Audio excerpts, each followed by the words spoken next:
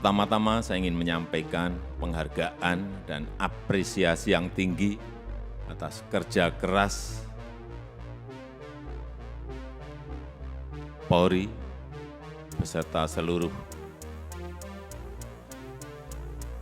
jajaran TNI, jajaran pemerintah, dan seluruh komponen masyarakat dalam menangani COVID.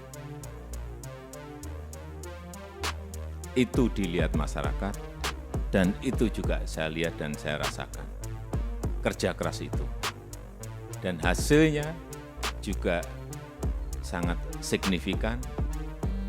Sampai hari ini, yang mendorong paling kuat memang adalah dari Polri, telah 440 juta dosis vaksin yang telah disuntikkan kepada masyarakat. Dan hasilnya, pandemi COVID mereda. Dan hasilnya, ekonomi kita bisa tumbuh 5,44%. Dan hasilnya, indeks kepercayaan masyarakat juga menempatkan Polri di puncak teratas pada saat itu.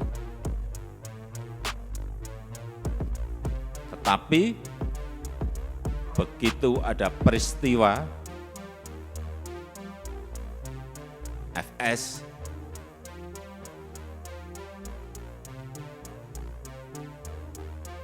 runyam semuanya dan jatuh ke angka yang paling rendah. Dulu dibandingkan institusi-institusi penegak hukum yang lain tertinggi, sekarang saudara-saudara harus tahu menjadi terendah. Ini yang harus dikembalikan lagi dengan kerja keras saudara-saudara sekalian. Di November itu masih 80,2, sangat tinggi sekali, bukan tinggi, sangat tinggi sekali. Sekarang kemarin Agustus berada di 54. Jatuh. Drop sangat rendah sekali. Itulah pekerjaan berat yang saudara-saudara harus kerjakan untuk mengembalikan kepercayaan masyarakat kepada Polri. Di tengah situasi yang juga tidak mendukung saat ini. Kita tahu semua negara sedang sulit, dunia sedang sulit, kita ini menahkodai negara ini juga menghadapi gelombang dan badai dari ekonomi global yang tidak gampang. Perlu saya sampaikan, 66 negara berada pada posisi rentan, 345 juta orang di 82 negara sudah masuk menderita kekurangan pangan akut. Ini yang semua Kapolda, Kapolres, pejabat utama Polri harus tahu. Keadaan situasi seperti ini harus mengerti, sehingga punya sense of crisis yang sama. Hati-hati dengan ini. Hati-hati. Oleh sebab itu saya ingatkan masalah gaya hidup, lifestyle. Jangan sampai dalam situasi yang sulit ada letupan-letupan sosial karena adanya kecemburuan sosial ekonomi. Kecemburuan sosial ekonomi. Hati-hati. Sehingga saya ingatkan yang namanya Polres, Kapolres, yang namanya Kapolda, yang namanya seluruh pejabat utama, perwira tinggi, ngerem total masalah gaya hidup. Jangan gagah-gagahan karena merasa punya mobil bagus atau motor gede yang bagus. Hati-hati, hati-hati. Saya ingatkan hati-hati. Masanya yang lalu-lalu sudah usai. Teknologi sekarang ini menyebabkan interaksi sosial berubah total. Sosial media bisa mengabarkan bukan hanya TV, bukan hanya media cetak, media online. Pribadi-pribadi kita sekarang bisa menjadi surat kabar, bisa menjadi media yang setiap saat bisa memunculkan perilaku-perilaku kita sehari-hari kayak apa, meskipun sembunyi-sembunyi. Saya terlalu banyak mendapatkan laporan. Sehingga kembali lagi, gaya hidup, urusan kecil-kecil, tetapi itu bisa mengganggu kepercayaan terhadap Polri. Urusan tadi, urusan mobil, urusan motor gede, urusan yang remeh-temeh aja. Sepatunya apa, bajunya apa, dilihat masyarakat sekarang ini. Itu yang kita harus mengerti dalam situasi dunia yang penuh dengan keterbukaan. Dan keluhan masyarakat terhadap anggota Polri kita, ini tugas saudara-saudara semuanya. Jadi keluhan masyarakat terhadap Polri 29,7% itu ini sebuah persepsi karena pungli.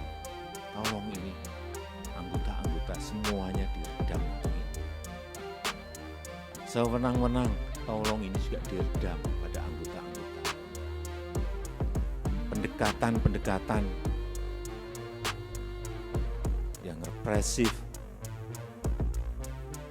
jauh. Mencari-cari kesalahan, nomor yang ketiga 19,2%.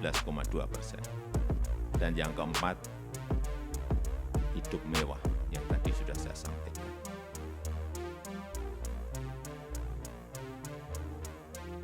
Karena Bapak, Ibu, dan saudara-saudara sekalian, itu adalah aparat penegak hukum yang paling dekat dengan rakyat, paling dekat dengan masyarakat, dan paling sering berinteraksi dengan rakyat.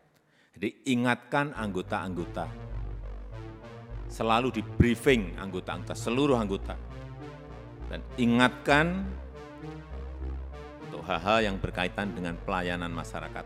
Ingatkan mereka. Jangan sampai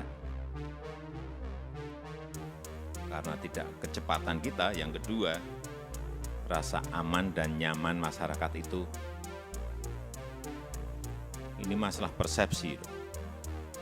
Rasa aman dan nyaman masyarakat itu menjadi terkurangi atau hilang. Karena apapun, Polri adalah pengayom masyarakat. Hal-hal yang kecil-kecil, tolong betul-betul dilayani betul.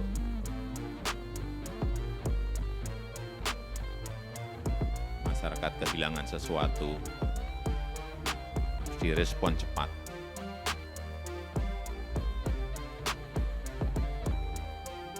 Sehingga rasa terayomi dan rasa aman itu menjadi ada. Yang ketiga, yang berkaitan dengan soliditas. Jangan sampai, ini hati-hati, ini sudah masuk tahun politik. Karena pemilu sudah berjalan tahapan pemilu sudah berjalan sejak Juni yang lalu. Harus ditunjukkan soliditas di internal Polri dulu. Rampung, kemudian soliditas Polri dan TNI. Itu yang akan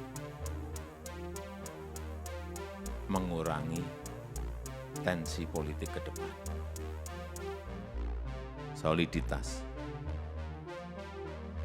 Harus ada kepekaan.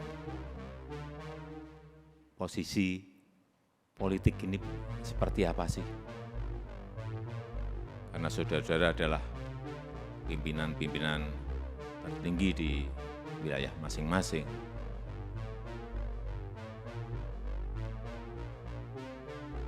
sense of politiknya juga harus ada. Tidak bermain politik, tetapi mengerti masalah politik, karena memang kita akan masuk dalam tahapan tahun politik. Kalau dilihat, kembali lagi, kalau dilihat Polri solid dan bergandengan dengan TNI solid, saya memberikan bolak-balik, saya memberikan jaminan stabilitas keamanan kita, stabilitas politik kita pasti akan baik.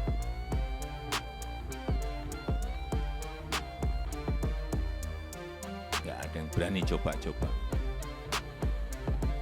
Kalau coba-coba ya tegas saja.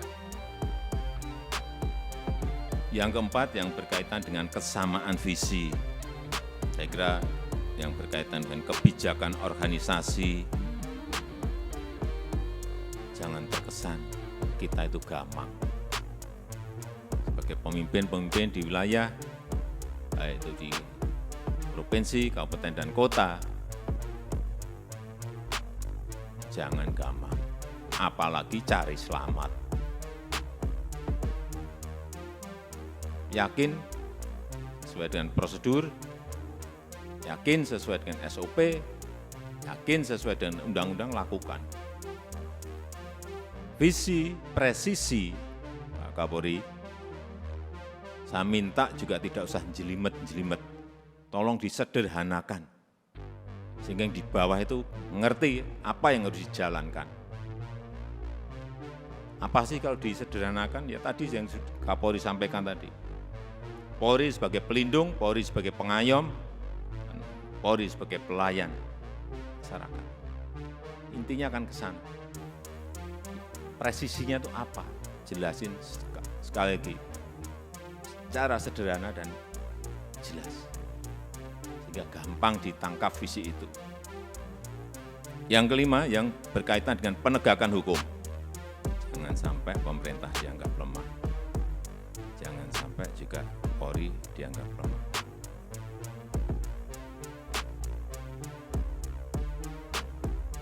Saya sudah perintahkan kepada Kapolri saat itu urusan judi online, bersihkan.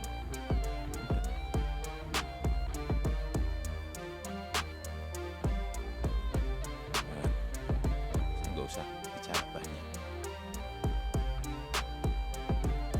Sudah tahu semuanya, perintah ini tahu. Dan penegakan hukum untuk yang berkaitan dengan narkoba.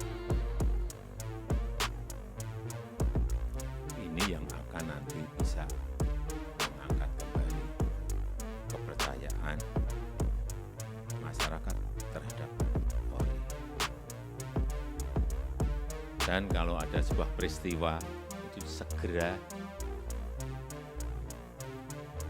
dirancang komunikasinya yang baik. Komunikasi publik itu penting banget. Jangan terlambat, jangan lamban. Sehingga yang muncul nanti kalau lambat, yang muncul isu-isu yang lain. Sekarang ini sekali lagi era sosial media, hitungannya detik, hitungannya menit. Sudah bukan hari lagi. Begitu ada sebuah peristiwa kecil, dan saudara-saudara menganggap ini kecil, sehingga tidak ditangani, dikomunikasikan dengan baik, dengan kecepatan, membesar menjadi sulit untuk kemudian diselesaikan lagi. Saya rasa itu yang ingin saya sampaikan dalam kesempatan yang baik ini. Sekali lagi, saya sangat menghargai kerja keras saudara-saudara sekalian dalam penanganan COVID yang lalu, dan kita harapkan dengan kekompakan, dengan kesolidan di Polri, di internal Polri, kemudian bergandengan dengan TNI, saya percaya apa yang tadi saya sampaikan bisa kita lakukan dengan baik. Saya tutup pertemuan pada sore hari.